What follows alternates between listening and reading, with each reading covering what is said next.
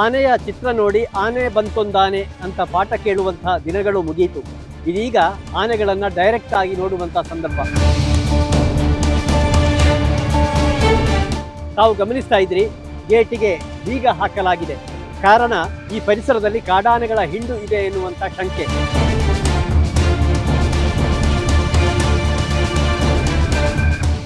ಇದು ಆನೆಗಳ ಹೆಜ್ಜೆ ಗುರುತು. ಈ ಭಾಗದಿಂದ ಬಂದಿರುವಂತಹ ಆನೆಗಳು ಇನ್ನೊಂದು ಕೃಷಿ ತೋಟಕ್ಕೆ ಬಂದಿದೆ. ಇನ್ನೊಂದು ಆನೆ ಆ ಕಡೆ ಹೋಗಿದೆ ಎನ್ನುವುದನ್ನು ಕೂಡ ಇಲ್ಲಿಯ ಕೃಷಿಕರು ಹೇಳ್ತಾ ಇರುವಂಥದ್ದು. ಇಲ್ಲೂ ಕೂಡ ತಾವು ಗಮನಿಸಿ, ಆನೆಯ ಹೆಜ್ಜೆ ಗುರುತುಗಳಿರುವಂಥದ್ದು. ಹೆಜ್ಜೆ ಗುರುತು ಅಂದರೆ ಪಾದ ಊರಿದಿರುವಂಥ, ಎಷ್ಟು ದೊಡ್ಡ ಆಳದಲ್ಲಿ ಅದು ಇದೆ ಎನ್ನುವುದನ್ನು ಕೂಡ ತಾವು ಗಮನಿಸಿ.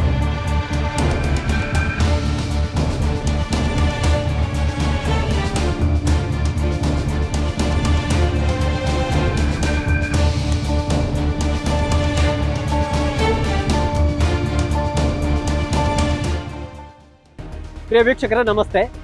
ಆನೆಯ ಚಿತ್ರ ನೋಡಿ ಆನೆ ಬಂತೊಂದಾನೆ ಅಂತ ಪಾಠ ಕೇಳುವಂತಹ ದಿನಗಳು ಮುಗಿಯಿತು. ಇದೀಗ ಆನೆಗಳನ್ನ ಡೈರೆಕ್ಟ್ ಆಗಿ ನೋಡುವಂತಹ ಸಂದರ್ಭ. ಪ್ರಿಯ ವೀಕ್ಷಕರೇ, ತಮಾಷೆ ಮಾತಲ್ಲ. ನಾವೀಗ ಇರುವಂಥದ್ದು ಸುಳ್ಯ ನಗರ ಪಂಚಾಯತ್ ವ್ಯಾಪ್ತಿಯ ಕೊಯ್ಕುಳಿ ಸರ್ಕಾರಿ ಹಿರಿಯ ಪ್ರಾಥಮಿಕ ಶಾಲೆಯಲ್ಲಿ. ಆದರೆ ಆ ಶಾಲೆಗೆ ಇಂದು ರಜೆ ಸಾರಲಾಗಿದೆ. ತಾವು ಗಮನಿಸ್ತಾ ಇದ್ರಿ, ಗೇಟಿಗೆ ಬೀಗ ಹಾಕಲಾಗಿದೆ. ಕಾರಣ, ಈ ಪರಿಸರದಲ್ಲಿ ಕಾಡಾನೆಗಳ ಹಿಂಡು ಇದೆ ಎನ್ನುವಂಥ ಶಂಕೆ. ಕಳೆದ ಒಂದೆರಡು ವಾರಗಳಿಂದ ಸುಳ್ಯ ನಗರ ಪಂಚಾಯತ್ ವ್ಯಾಪ್ತಿಯ ಈ ಪ್ರದೇಶದಲ್ಲಿ ಕಾಡಾನೆಗಳು ನಾಡಿಗಳಿದಿವೆ. ಕೃಷಿ ಭೂಮಿಯನ್ನು ನಾಶ ಮಾಡಿದೆ. ಜನರು ಆತಂಕಕ್ಕೀಡಾಗಿದ್ದಾರೆ. ಆದರೆ ಇದೀಗ ಮಕ್ಕಳೇ ಭಯಪಡುವಂಥ ಸ್ಥಿತಿ ನಿರ್ಮಾಣವಾಗಿದೆ. ಈ ಪರಿಸ್ಥಿತಿಯನ್ನು ನಮ್ಮ ವೀಕ್ಷಕರ ಮುಂದೆ ತೆರೆದಿಡುತ್ತಾ ಇದ್ದೇವೆ.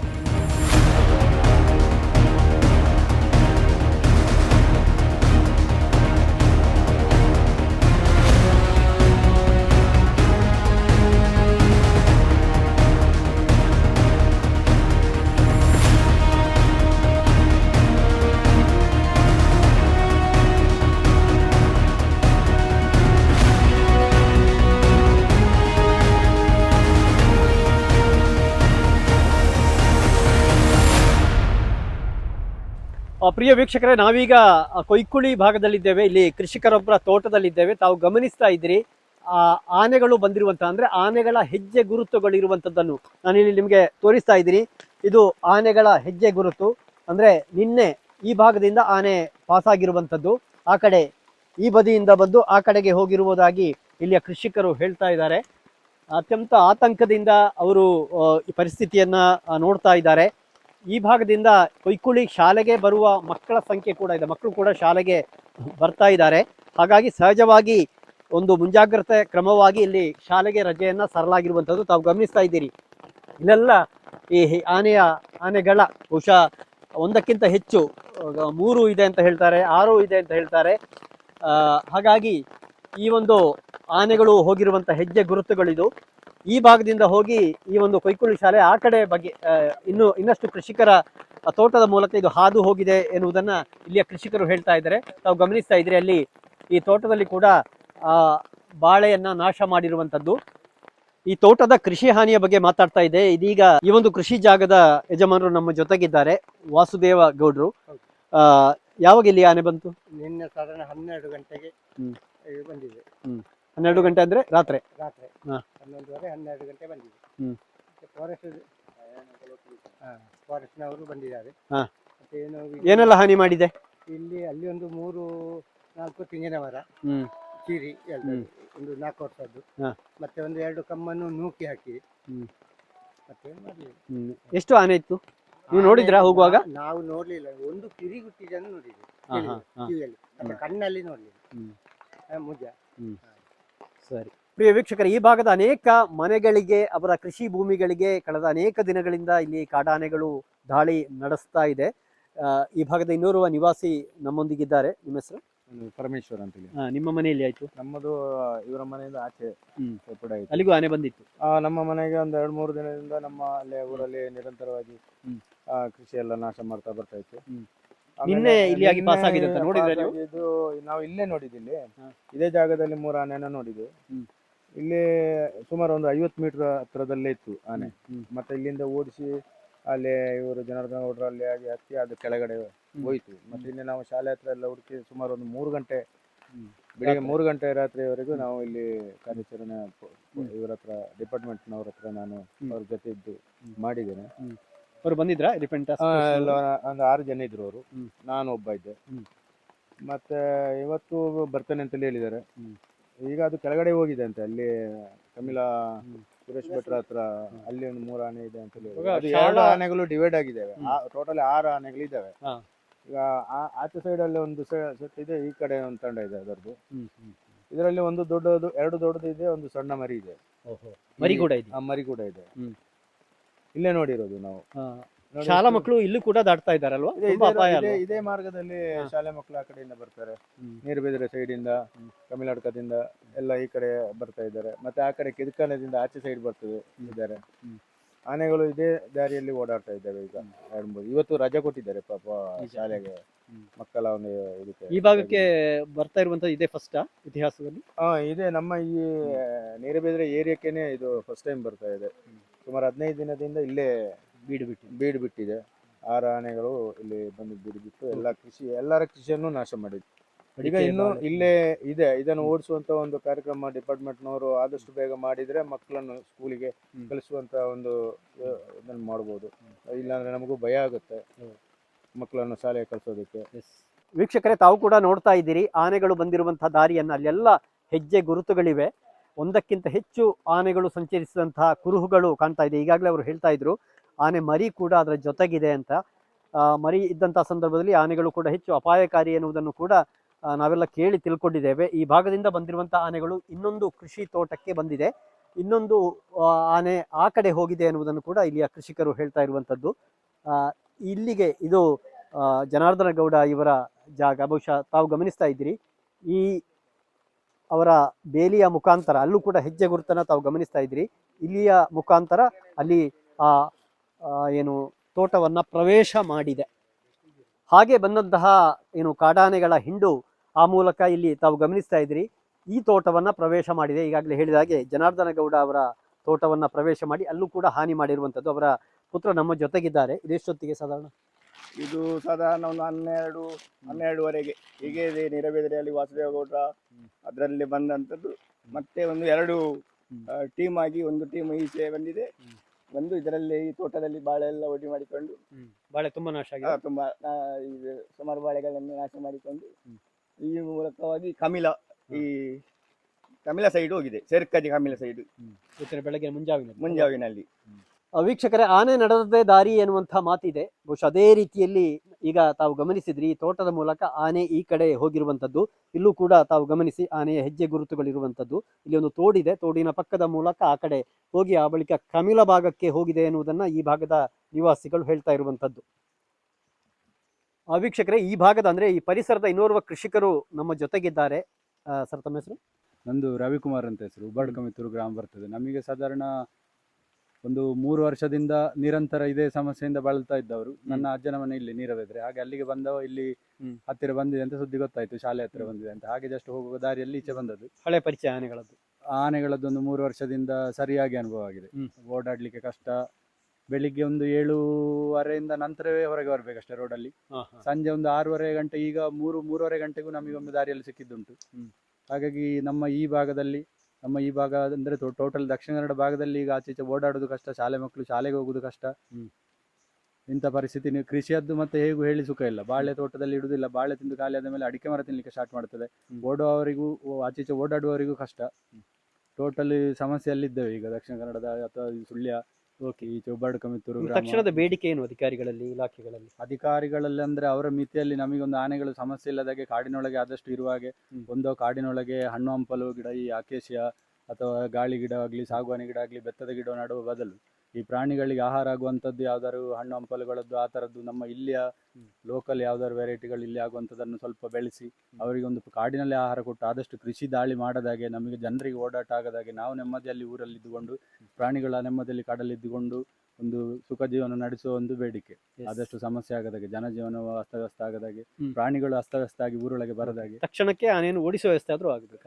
ತಕ್ಷಣಕ್ಕೆ ಆನೆಯನ್ನು ಓಡಿಸುವ ವ್ಯವಸ್ಥೆ ಆದ್ರೂ ಆಗಿ, ಮತ್ತೆ ಆನೆಗಳು ಸಾಮಾನ್ಯವಾಗಿ ಒಂದು ಕಡೆಯಿಂದ ಇನ್ನೊಂದು ಕಡೆಗೆ ಮೂವ್ ಆಗ್ತಾ ಇರ್ತವೆ. ನಮಗೆ ಅದು ಒಂದೇ ಭಾಗದಲ್ಲಿ ನಿಂತಾಗೂ ಇಷ್ಟು ದೊಡ್ಡ ಸಮಸ್ಯೆ ಆಗುದು.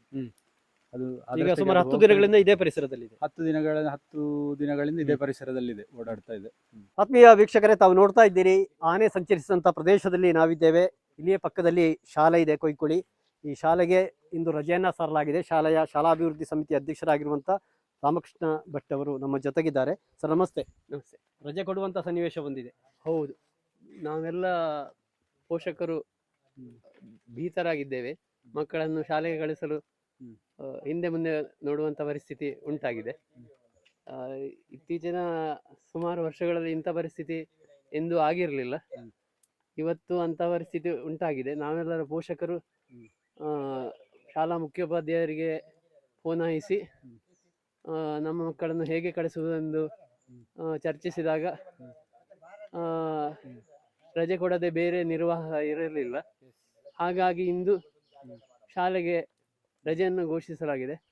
ಆದರೆ ಇನ್ನು ಮುಂದೆ ಎಷ್ಟು ದಿನ ಮುಂದುವರಿಯುತ್ತದೆ ಎಂದು ನಮ್ಮ ಕಳಕಳಿ. ಯಾಕಂದ್ರೆ ಇದೇ ಪರಿಸರದಲ್ಲಿ ಇದೆ. ಇದೇ ಪರಿಸರದಲ್ಲಿ ಹತ್ತಿರದಲ್ಲೇ ಇದೆ ಆನೆಗಳು. ಯಾವ ಕ್ಷಣದಲ್ಲಿ ಬರ್ತದೆ, ಮಕ್ಕಳಿಗೆ ತೊಂದರೆ ಕೊಡುತ್ತದೆ ಅಂತ ಹೇಳಲಿಕ್ಕೆ ಬರುವುದಿಲ್ಲ. ಈ ಭಾಗದ ಇನ್ನೋರ್ವ ಕೃಷಿಕರು ವಿಷ್ಣು ಕಿರಣ ನೀರಬಿದರೆ ಅವರು ಕೂಡ ನಮ್ಮ ಜೊತೆಗಿದ್ದಾರೆ. ಇಲ್ಲೂ ಕೂಡ ಅವರ ತೋಟದಲ್ಲೂ ಕೂಡ ನಿನ್ನೆ ಕಾಡಾನೆ ದಾಳಿ ನಡೆಸಿರುವಂಥದ್ದು. ಎಷ್ಟೊತ್ತಿಗೆ ಸಾಧಾರಣ? ಸಾಮಾನ್ಯ ನಿನ್ನೆ 10-10:30 ಹೊತ್ತಿಗೆ ನಾಯಿಗಳು ಬೊಗಳ್ಲಿಕ್ಕೆ ಶುರು ಮಾಡಿತ್ತು. ದನಗಳು ಕೂಡ ಹಟ್ಟಿಯಿಂದ ಗಾಬರಿಯಲ್ಲಿ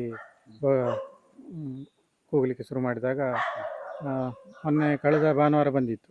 ಹಾಗಾಗಿ ನಿಮ್ಮ ತೋಟಕ್ಕೆ ಬಂದು ನಮ್ಮ ತೋಟಕ್ಕೆ ಬಂದಿತ್ತು. ಸುಮಾರು ಹಾನಿ ಕಳೆದ ಭಾನುವಾರ ಮಾಡಿತ್ತು.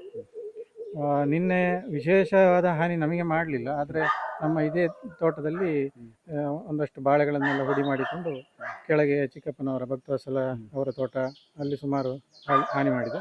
ಅದೇ ರೀತಿಯಾಗಿ ಮುಂದುವರೆದು ಬಹುಶಃ ಈಗ ಹೇಳಿದ ಪ್ರಕಾರ ಕೊಯ್ಕುಳಿ ಶಾಲೆ ಹತ್ತಿರ ಇದೆ ಅಂತ ಹೇಳುವಂಥದ್ದು ಗೊತ್ತಾಯಿತು. ಎಷ್ಟು ಆನೆ ಇತ್ತು? 3 ಅಂತ ಹೇಳಿ ಹೇಳ್ತಾ ಇದ್ದಾರೆ. ನಾವು ಕಣ್ಣಿಂದ ನೋಡಲಿಲ್ಲ. ನಮಗೆ ಆ ಗಮನದಲ್ಲಿ ನಾವು ಇಲ್ಲಿ ಮನೆ ಹತ್ರ ಬರೋ ಸ್ವಲ್ಪ ಲೈಟ್ ಹಾಕಿದೆ, ಹಾಗಾಗಿ ಸ್ವಲ್ಪ ಮುಂದೆ ಹೋಗಿರ್ಬೋದು. ಈ ಭಾಗದಲ್ಲಿ ಆನೆ ಏನು ದಾಳಿ ಆಗುವಂಥದ್ದು ಇದೆ? ಇಲ್ಲ, ನಮಗೆ ಕನಸಿನಲ್ಲಿ ಕೂಡ ನಾವು ನೆನೆಸಲಿಲ್ಲ. ಯಾಕಂದ್ರೆ ನಮಗೆ ಇಲ್ಲಿ ಹತ್ತಿರದಲ್ಲಿ ಆನೆ ಆಗಲಿ ಯಾವುದೇ ಕಾಡು ಕೋಣದಂಥ ಪ್ರಾಣಿಗಳು ಉಳ್ಕೊಳ್ಳುವಂಥ ಕಾಡು ಹತ್ತಿರದಲ್ಲಿ ಇಲ್ಲ. ಏನು ಬರೋದಿದ್ರು 3-4 ಕಿಲೋಮೀಟರ್ ಆಚೆಯಿಂದ ಬರಬೇಕು. ಉಬರ್ಡ್ಕ ಆ ಭಾಗದಿಂದ ಬರಬೇಕು. ಪೂಮಲೆ ಅಥವಾ ಈ ಕಡೆ ಬಂಟಮಲೆ ಅಥವಾ ಬೇಂಗಮಲೆ ಈ ಕಡೆಯಿಂದಲೇ ಬರಬೇಕು ಅಷ್ಟೇ ಹೊರತು ಹತ್ತಿರದಲ್ಲಿ ಇಲ್ಲೂ ಇಲ್ಲ. ಆದರೆ ಈಗ 1-2 ತಿಂಗಳಿಂದ ಪರಿಸ್ಥಿತಿಯನ್ನು ನೋಡಿದರೆ ಮೊನ್ನೆ ದುಗರಡ್ಕದ ಹತ್ತಿರ ಕಾಡು ಕೋಣಗಳ ಹಿಂಡೆ ಬಂದಿದೆ ಅಂತ, ಅಲ್ಲಿಂದ ಇಲ್ಲಿಗೆ ಬರಲಿಕ್ಕೆ ಹೆಚ್ಚು ದೂರ ಏನಿಲ್ಲ. ಅದೇ ರೀತಿ ಈ ಕಾಡು ಆನೆಗಳು ಮಾತ್ರ ಬಹಳ ಆಶ್ಚರ್ಯವಾಗ್ತದೆ. ಯಾಕಂತ ಹೇಳಿದರೆ ಇಷ್ಟರವರೆಗೆ ನಾನಂತೂ ಯೋಚನೆ ಮಾಡಲಿಲ್ಲ ಕಾಡು ಆನೆಗಳು ಇಲ್ಲಿವರೆಗೆ ಬರ್ಬೋದು ಅಂತ ಹೇಳುವಂಥದ್ದು. ಈ ತೋಟಕ್ಕೆ ಮಂಜೇಶ್ವರ ಸುಬ್ರಹ್ಮಣ್ಯ ರಸ್ತೆ ಅಂದರೆ ಸುಳ್ಯ, ಪೈಚಾರು, ಸೋಳಂಗೇರಿ, ಸುಬ್ರಹ್ಮಣ್ಯ ಗುತ್ತಿಗಾರು ಮಾರ್ಗವಾಗಿ ಸುಬ್ರಹ್ಮಣ್ಯಕ್ಕೆ ಹೋಗ್ತಾ ಇರುವಂಥ ರಸ್ತೆಯಿಂದ ಇಲ್ಲಿಗೆ 200 ಮೀಟರ್ನಷ್ಟು ಮಾತ್ರ ದೂರ. ಆದರೆ ಇಲ್ಲೂ ಕೂಡ ಈ ತೋಟಕ್ಕೂ ಕೂಡ ಆನೆ ದಾಳಿ ಇಟ್ಟು ಹಾನಿ ಮಾಡಿರುವಂಥದ್ದು. ಇದು ಸುಳ್ಯ ನಗರ ಪಂಚಾಯತ್ನ ಮಾಜಿ ಅಧ್ಯಕ್ಷರಾಗಿರುವಂಥ ಶೀಲಾವತಿ ಮಾಧವ ದುಗರಡ್ಕ ಅವರ ಏನು ಕೃಷಿ ಭೂಮಿ. ಇಲ್ಲಿ ಯಾವಾಗ ಬಂದಿದ್ದು? ಇಲ್ಲಿ ಗುರುವಾರ ಬಂದದ್ದು. ಗುರುವಾರ ಅಂದ್ರೆ ನಮಗೊಂದು 11:15 ಆಗುವಾಗ ಗೊತ್ತಾಯ್ತು. ಸೌಂಡ್ ಹೇಳ್ತಾ ಇತ್ತು. ಯಾವಾಗಲೂ ಮಾಮೂಲು ಈ ತೋಟಕ್ಕೆ ಹಂದಿಗಳು ಬರ್ತವೆ ಅಂತ ಇವರು ನೆನೆಸಿದ್ರು. ಅಷ್ಟವಾಗ ನಮ್ಮ ಹಟ್ಟಿಯಿಂದ ದನಗಳು ಕರೀಲಿಕ್ಕೆ ಶುರು ಆಯಿತು. ಮತ್ತೆ ಸ್ವಲ್ಪ ಹೊತ್ತು ನಾವು ದನ ಬಳ್ಳಿ ಬಿಚ್ಚಿಕೊಂಡಿದೆ ಅಂತ ನೆನೆಸಿದೆ. ನೋಡುವಾಗ ಈ ಮರ ಇಲ್ಲಿ ಮುರಿದು ಬೀಳುದು ನಮಗೆ ಮನೆಗೆ ಕಾಣ್ತಾ ಉಂಟು. ನಮಗೆ ಅಂದ್ರೆ ಯಾಕೆಂದೇಳಿ ಇಲ್ಲಿ ಬರ್ಲಿಕ್ಕೆ ನಮಗೆ ಧೈರ್ಯ ಇಲ್ಲ, ಆನೆಗಳು ಉಂಟು ಅಂತೇಳಿ. ಮತ್ತೆ ಆನೆ ಮರ ಮುರಿದು ಬೀಳುವಾಗ ನಮಗೆ ಆನೆಗಳು ಬಂದಿದೆ ಅಂತ ಗೊತ್ತಾಯಿತು. ಹಾಗೆ ಮತ್ತೆ ನಾವು ಎಲ್ಲರೂ ಇಲ್ಲಿ ಹುಡುಗರಿಗೆಲ್ಲ ಫೋನ್ ಮಾಡಿದೆವು, ನಮಗೆ ಈಗೀಗ ಆನೆ ಬಂದಿದೆ ಅಂತ. ಮತ್ತೆ ಹುಡುಗರೆಲ್ಲ ಬಂದು ಸ್ವಲ್ಪ ಹೊತ್ತಾಗುವಾಗ ಮತ್ತೆ ಇಲ್ಲೆಲ್ಲ ಸ್ವಲ್ಪ ಬಂದೆವು. ಇಲ್ಲಿ ಟಾರ್ಚ್ ಎಲ್ಲ ಹಾಕಿದೆವು. ಟಾರ್ಚ್ ಹಾಕಿ ಮತ್ತೆ ಒಂದು 2 ಗರ್ನಾಲ್ ಓಡಿಸಿದೆವು. ಅಷ್ಟಾಗುವಾಗ ಬಂದ ದಾರಿಯಲ್ಲಿ ಇಲ್ಲಿ ಹೀಗಾಗಿ ವಾಪಸ್ ಆಯ್ತು. ಇವತ್ತು ಮತ್ತೆ ಈ ಶಾಲಾ ಪರಿಸರದಲ್ಲಿ ಹಾಗೆ ಇವತ್ತು ನಾನು ಮುಖ್ಯವಾಗಿ ಒಂದು ವಿಷಯ ಹೇಳಬೇಕು ಅಂತ ಹೇಳಿದ್ರೆ, ನಾವೊಂದು ಮಾಜಿ ನಗರ ಪಂಚಾಯತಿ ಅಧ್ಯಕ್ಷ ಕಾರಣ ನಮಗೆ ಕೂಡ ನಮ್ಮ ಅವಧಿ ಮುಗ್ದ್ರೆ ಕೂಡ ನಮಗೆ ಕೆಲವು ಶಾಲೆಗಳ ಬಗ್ಗೆ ಆಗಿರ್ಬೋದು, ಊರಿನ ಬಗ್ಗೆ ನಮಗೆ ಒಂದು ಜವಾಬ್ದಾರಿ ಅಂತ ಹೇಳಿದೆ. ಅಂದ್ರೆ ನನ್ನ ಒಂದು ಅನಿಸಿಕೆ. ಹಾಗೆ ಕೊಯ್ಕುಳಿ ಶಾಲೆ ಹತ್ರ ಬಂತು ಅಂತೇಳಿ ನನಗೆ ಅಕ್ಷರ ದಾಸೋಹದ ಸಿಬ್ಬಂದಿಯವರ ಪತಿ ನನಗೆ ಸ್ಕೂಟಿಯಲ್ಲಿ ಬಂದು ಹೇಳಿದ್ರು ಹೀಗೀಗೆ ಆಗಿದೆ ಅಂತ. ಹಾಗೆ ನಾನು ಸೊಸೈಟಿಗೆ ಹಾಲು ತಗೊಂಡು ಹೋಗಿ ಬರುವಾಗ ಇಲ್ಲಿ ಹೋಗುವ ಮಕ್ಕಳಾಗಿರ್ಬೋದು, ಕೆಲವು ಆಟೋ ಡ್ರೈವರ್ಗಳಿಗೆಲ್ಲ ಹೇಳಿದೆ ಇವತ್ತು ಕೊಯ್ಕುಳಿ ಶಾಲೆಗೆ ಯಾರ ಮಕ್ಕಳನ್ನು ಬಿಡಬೇಡಿ ಅಂತ. ಮತ್ತು ಕೆಲವರಿಗೆ ನಾನು ಫೋನ್ ಮಾಡಿದೆ, ಕೆಲವರು ಮೆಸೇಜ್ ನೋಡಲಿಲ್ಲ. ಮೆಸೇಜ್ ಶಿಕ್ಷಕರು ಹಾಕಿದ್ದಾರೆ, ಆದರೆ ಬೆಳಿಗ್ಗೆ ಆದ ಕಾರಣ ಯಾರು ನೋಡಲಿಲ್ಲ. ಮತ್ತು ಕೆಲವು ಮನೆಗಳಿಗೆ ಇಲ್ಲಿ ನಾನೇ ಹೋದೆ, ಆಸುಪಾಸಿನ ಮನೆಗಳಿಗೆ ಹೋಗಿ ಮಕ್ಕಳನ್ನು ಹೀಗೆ ಕಳಿಸ್ಬೇಡಿ, ಆನೆ ಕೊಯ್ಕುಳಿ ಶಾಲೆ ಹತ್ರ ಬಂದಿದೆ ಅಂತ ಬಂದು, ಮತ್ತೆ ನಾನು ಎಲ್ಲರಿಗೆ ಹೇಳಿ ಮಕ್ಕಳನ್ನು ಸುರಕ್ಷತಾ ದೃಷ್ಟಿಯಿಂದ ಶಾಲೆಗೆ ಹೊತ್ತು ರಜೆ ಕೊಟ್ಟದ್ದು ತುಂಬ ಒಳ್ಳೆಯದು ಅಂತ ನನ್ನ ಅನಿಸಿಕೆ. ಪ್ರಿಯ ವೀಕ್ಷಕರೇ, ಏನು ಮುಂಜಾಗರೂಕತಾ ದೃಷ್ಟಿಯಿಂದ ಈ ಕೊಯ್ಕುಳಿಯ ಶಾಲೆಗೆ ರಜೆಯನ್ನು ಸಾರಲಾಗಿದೆ. ಈ ಒಂದು ಶಾಲೆಗೆ ಇದೀಗ ಕ್ಷೇತ್ರ ಶಿಕ್ಷಣಾಧಿಕಾರಿ ವೈಎಸ್ ಹರಗಿಯವರು ಕೂಡ ಭೇಟಿಯನ್ನು ನೀಡಿರುವಂಥದ್ದು. ಜೊತೆಗೆ ಈ ಶಾಲೆಯ ಮುಖ್ಯ ಶಿಕ್ಷಕರಾಗಿರುವಂಥ ಬೆಳ್ಳಿಯಪ್ಪ ಕೋರ್ತುಗುಳಿಯವರು ಕೂಡ ನಮ್ಮ ಜೊತೆಗಿದ್ದಾರೆ. ಹೇಗೆ ನಿಮಗೆ ಮಾಹಿತಿ ಬಂತು? ಯಾವ ಅನಿವಾರ್ಯತೆ? ಸರ್, ಇವತ್ತು ಬೆಳಿಗ್ಗೆ ನಮ್ಮ STMC ಅಧ್ಯಕ್ಷರು ಫೋನ್ ಮಾಡಿದರು, ಮತ್ತು ಸ್ಥಳೀಯ ಪೋಷಕರು ಕೂಡ ಫೋನ್ ಮಾಡಿದರು. ಫೋನ್ ಮಾಡಿ ಆನೆ ಬಂದಿದೆ, ಶಾಲೆ ಸುತ್ತಮುತ್ತ ಇದೆ ಅಂತ ಹೇಳಿದರು. ಹಾಗೆ ಸ್ವಲ್ಪ ಪೋಷಕರಿಗೆ ಮತ್ತು ವಿದ್ಯಾರ್ಥಿಗಳಿಗೆಲ್ಲ ಆತಂಕ, ಭಯ ಆಗಿದೆ. ಹಾಗೆ ರಜೆ ಕೊಡೋದು ಒಳ್ಳೆಯದು ಅಂತ ಹೇಳಿದರು. ಹಾಗೆ ನಾನು ಕ್ಷೇತ್ರ ಶಿಕ್ಷಣಾಧಿಕಾರಿಗಳ ಒಂದು ಅನುಮತಿಯನ್ನು ಪಡೆದುಕೊಂಡು ಕೇಳಿ ರಜೆ ಕೊಡುವಂಥ ವ್ಯವಸ್ಥೆ ಮಾಡುವಂತ ಹೇಳಿದೆ. ನಮ್ಮೊಂದಿಗೆ ಶಿಕ್ಷಣಾಧಿಕಾರಿಗಳು ಕೂಡ ಇದ್ದಾರೆ, ವೈಎಸ್ ಹರಗಿ ಅವರು. ಹರಗಿ ಸರ್, ಬಹುಶಃ ತುಂಬ ಅನಿವಾರ್ಯತೆಯಿಂದ ಈ ಭಾಗದಲ್ಲಿ ನಗರ ಪ್ರದೇಶ ಆಗಿದ್ದರೂ ಕೂಡ ಇಲ್ಲಿಗೆ ಆನೆಯ ಒಂದು ಭಯದಿಂದ ರಜೆ ಕೊಡುವಂಥ ಸನ್ನಿವೇಶ ಬಂತು ಅಲ್ವಾ ಸರ್? ಅದೇ ನನಗೆ ಇವತ್ತು ಬೆಳಗ್ಗೆ ಈ ಸಂಸ್ಥೆ ಮುಖ್ಯೋಪಾಧ್ಯಾಯರು ನನಗೆ ವಿಷಯ ನನ್ನ ಗಮನಕ್ಕೆ ತಂದರು. ಅದಕ್ಕಿಂತ ಮೊದಲು STMC ಅವ್ರ ಗಮನಕ್ಕೆ ತಂದು ಅವರೆಲ್ಲ ಇದು ಪೂರ್ವ ಅನುಮತಿ ಪಡ್ಕೊಂಡಿದ್ದಾರೆ. ಈ ಶಾಲೆ ಸುತ್ತಲೂ ಕಾಡು ಇರೋದ್ರಿಂದ ಇಲ್ಲಿ ಫಾರೆಸ್ಟ್ ಡಿಪಾರ್ಟ್ಮೆಂಟ್ಗೆ ನಾವು ಈ ಬಗ್ಗೆ ಮಾಹಿತಿ ಕೊಟ್ಟಿದ್ದೀವಿ. ಅಧಿಕೃತವಾಗಿ ಇನ್ನೊಂದು ಸಾರಿ ಮಾಹಿತಿ ಕೊಟ್ಟು ಮಕ್ಕಳ ಸುರಕ್ಷಿತವಾಗಿ ಹೆಚ್ಚಿನ ಒಂದು ಮುನ್ನೆಚ್ಚರಿಕೆ ಕ್ರಮ ಕೈಗೊಳ್ಳಬೇಕಂತ ನಾವು ಅರಣ್ಯ ಇಲಾಖೆಯವರಿಗೆ ಈ ಮೂಲಕ ನಾವು ವಿನಂತಿ ಮಾಡ್ತಾ ಇದ್ದೇವೆ. ಆದಾಗ್ಯೂ ಸಹ ಪದೇ ಪದೇ ಇಲ್ಲಿ ಸೆಕ್ಯೂರಿಟಿ ಗಾರ್ಡ್ ಅಂದರೆ ಅರಣ್ಯ ಇಲಾಖೆಯವರು ಬರೋ ಹಾಗೆ ನಾವು ವ್ಯವಸ್ಥೆ ಮಾಡಬೇಕಂತ ಸಹ ಇಲಾಖೆಯವರಿಗೆ ನಾವು ಕೇಳ್ಕೊಳ್ತಾ ಇದ್ದೇವೆ ಸರ್. ಓಕೆ. ಪ್ರಿಯ ವೀಕ್ಷಕರೇ, ಗಮನಿಸ್ತಾ ಇದ್ದೀರಿ ಯಾವ ರೀತಿ ಆನೆಗಳ ಅವಾಂತರ ಈ ಭಾಗದಲ್ಲಿ ಆಗಿದೆ ಎನ್ನುವಂಥದ್ದು. ಕಳೆದ 10 ದಿನಗಳಿಂದ ಈ ಪ್ರದೇಶದಲ್ಲಿ ಇದೆ. ಇಲ್ಲೂ ಕೂಡ ಈ ಮನೆಯಲ್ಲಿ ಅಥವಾ ಈ ಕೃಷಿ ಭೂಮಿ ಕೂಡ ಏನು ಮುಖ್ಯ ರಸ್ತೆಯಿಂದ ಕೆಲವು ಮೀಟರ್ ದೂರದಲ್ಲಿ ಇರುವಂಥದ್ದು ಚಂದ್ರಶೇಖರ್ ಮಾಸ್ಟರ್ ಅವರ ಕೃಷಿ ಭೂಮಿ ಇದು. ತಾವು ಗಮನಿಸ್ತಾ ಇದ್ದೀರಿ, ಆನೆ ಇಲ್ಲಿ 2 ದಿನಗಳ ಹಿಂದೆ ಅಲ್ವಾ ಸರ್? ಎಷ್ಟು 2-3 ದಿನಗಳ ಹಿಂದೆ ಬಂದಿರುವಂಥದ್ದು. ಆನೆಯ ಏನು ಹೆಜ್ಜೆ ಗುರುತುಗಳು ಅಂದರೆ ಪಾದ ಊರಿದಿರುವಂಥ ಎಷ್ಟು ದೊಡ್ಡ ಆಳದಲ್ಲಿ ಅದು ಇದೆ ಅನ್ನೋದನ್ನು ಕೂಡ ತಾವು ಗಮನಿಸಿದರೆ ನಮ್ಮೊಂದಿಗೆ ಸ್ವತಃ ಸರ್ ಅವರಿದ್ದಾರೆ. ಅದರ ಅನುಭವಗಳ ನಮ್ಮನ್ನು ಅವರು ಹಂಚಿಕೊಳ್ತಾರೆ. ಹೇಳಿ ಸರ್. ಮೊನ್ನೆ ಅಂದರೆ ಸುಮಾರು 6ನೇ ತಾರೀಕಿನ ದಿವಸ ನಮ್ಮ ಸುಮಾರು 1-1/4 ಗಂಟೆ ರಾತ್ರಿ ಇಲ್ಲಿ 3 ಆನೆಗಳು ಏಕಕಾಲಕ್ಕೆ ಬಂದು ಈ ಸುಮಾರು 1.5 ಎಕರೆ ನನ್ನ ತೋಟ, ಈ ತೋಟದಲ್ಲಿ ಇದ್ದಂಥ ಬಾಳೆ, ಅಡಿಕೆ, ತೆಂಗು, ಆಮೇಲೆ ಕಾಫಿ ಗಿಡ ಇವುಗಳನ್ನೆಲ್ಲ ನಾಶಪಡಿಸಿ ಅನೇಕ ರೀತಿಯಲ್ಲಿ ಆರ್ಥಿಕವಾಗಿ ನನಗೆ ನಷ್ಟ ಉಂಟಾಗ್ತದೆ. ಈಗಾಗಲೇ ಸುಮಾರು ಒಂದು 15 ದಿವಸದಿಂದ ನಮ್ಮ ಕಂದಡ್ಕ ಈ ವಠಾರದಲ್ಲಿ, ಯುಗಲಡ್ಕ ಪರಿಸರದಲ್ಲಿ ಈ ಆನೆಗಳು 6 ಆನೆಗಳು ಬಂದಿವೆ ತಿಳುವಂಥದ್ದು ನಮಗೆಲ್ಲರಿಗೂ ಮಾಹಿತಿ ಇದೆ. ಆದರೆ ಈ ಬಗ್ಗೆ ಮಾಹಿತಿ ಇದ್ದರೂ ಕೂಡ ಎಲ್ಲರೂ ಕೂಡ ಯಾರು ಕೂಡ ಹೇಳಿಕೊಳ್ಳುವಂಥ ಸ್ಥಿತಿಯಲ್ಲಿಲ್ಲ. ಅವರವರು ಅನುಭವಿಸಿದ ಕಷ್ಟವನ್ನು ಅವರವರೇ ನುಂಗಿಕೊಂಡು ಹಾಗೇ ಇದ್ದಾರೆ.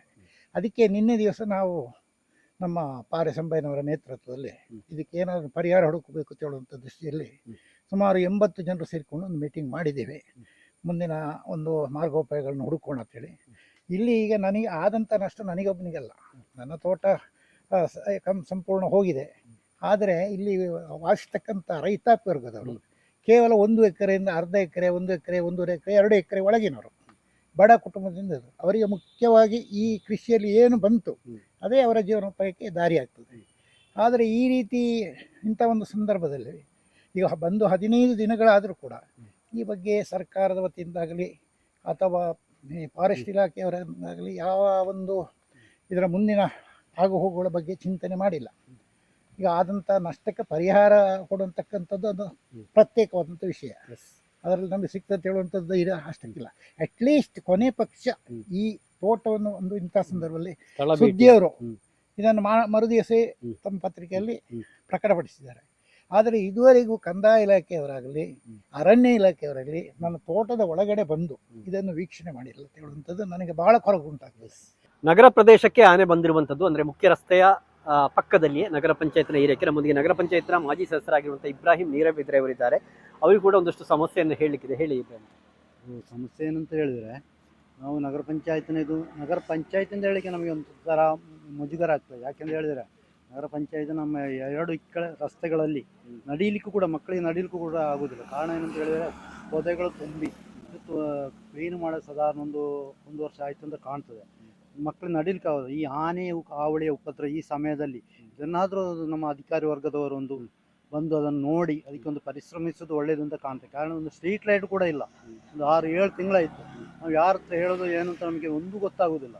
ಅದಕ್ಕೆ ಸಂಬಂಧಪಟ್ಟಂಥ ನಗರ ಪಂಚಾಯತಿನ ಅಧಿಕಾರಿಗಳು ಇದನ್ನು ಸ್ಪಂದಿಸಿ ನಮಗೆ ಇದು ಕೊಡಬೇಕು ಅಂತೇಳಿ ನಿಮ್ಮ ಮೂಲಕ ನಾವು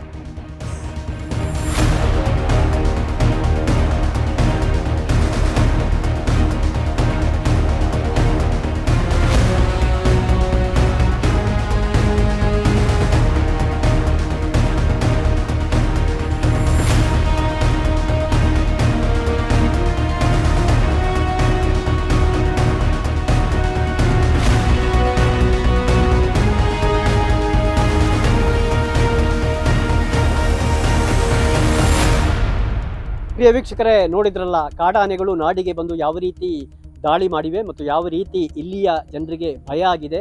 ಶಾಲೆಗಳಿಗೆ ರಜೆ ಕೊಡುವಂಥ ಸ್ಥಿತಿ ಉಂಟಾಗಿದೆ, ಜೊತೆಗೆ ಕೃಷಿ ಹಾನಿ ಮಾಡಿದೆ. ಆದರೆ ಸಂಬಂಧಪಟ್ಟ ಇಲಾಖೆಗಳು ಸಾಕಷ್ಟು ಎಚ್ಚರಗೊಳ್ಳಿಲ್ಲ ಎನ್ನುವಂಥ ಕೂಗು ಕೂಡ ಈ ಭಾಗದ ಕೃಷಿಕರದ್ದಿದೆ.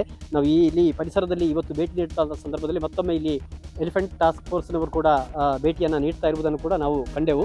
ಏನೇ ಇರಲಿ, ಸಕಾಲದಲ್ಲಿ ಇಲಾಖೆಗಳು, ನಮ್ಮ ಜನಪ್ರತಿನಿಧಿಗಳು, ಸರ್ಕಾರ ಎಚ್ಚೆತ್ತು ಇಂಥ ಅಪಾಯ ಮುಂದೆ ಆಗದಂತೆ ಒಂದು ಮುಂಜಾಗ್ರತಾ ಕ್ರಮವನ್ನು ವಹಿಸಿಕೊಳ್ಬೇಕು ಎನ್ನುವುದು ಕೂಡ ನಮ್ಮ ಕೂಡ ಹಕ್ಕೊತ್ತಾಯ.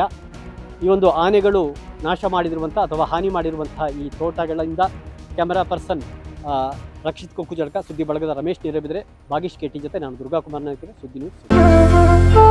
ಅತ್ತೆ, ಇದು ನನ್ನ ಬರ್ಡೇ ಗಿಫ್ಟ್. ಇದೆಲ್ಲ ಜೀವನದಲ್ಲಿ ನನಗೋಸ್ಕರ ತಗೊಂಡ್ಬಂದಿದ್ದಾರೆ. ನಿನ್ ಮೇಲೆ ತುಂಬಾ ಚೆನ್ನಾಗಿ ಕಾಣುತ್ತೆ. ಇದು ತುಂಬಾ ಚೆನ್ನಾಗಿದೆ ಅಲ್ವಾ? ತುಂಬಾ ಚೆನ್ನಾಗಿದೆ.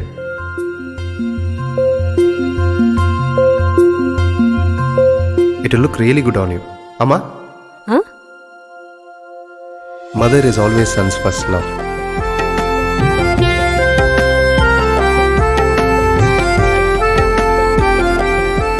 ಪ್ರತಿ ಪೀಳಿಗೆಯ ಪ್ರೀತಿಯ ಮಳಿಗೆ GL ಆಚಾರ್ಯ ಜುವೆಲ್ಲರ್ಸ್.